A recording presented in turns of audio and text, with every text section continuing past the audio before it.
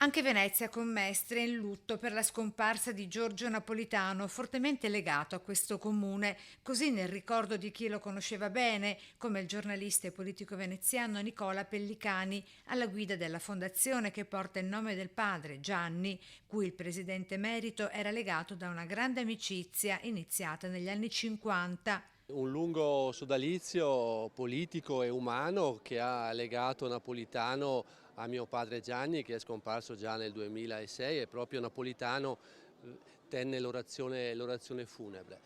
Napolitano è una figura che ovviamente per me ha inciso molto nella mia formazione politica, ma non solo. Una persona innamorata della politica che ha attraversato un secolo straordinario da protagonista, da uomo di sinistra in principio. Napolitano ha sempre avuto un legame molto stretto con la città di Venezia, ancor prima di diventare presidente, anche per i suoi molteplici interessi culturali, per il cinema, per il teatro e poi l'amore per la città. Napolitano, dopo aver presenziato l'inaugurazione della sede della Fondazione Pellicani, tornò a Mestre in diverse altre occasioni, una su tutte, 2 settembre 2010, all'inaugurazione della piazzetta intitolata allo scomparso amico Gianni Pellicani.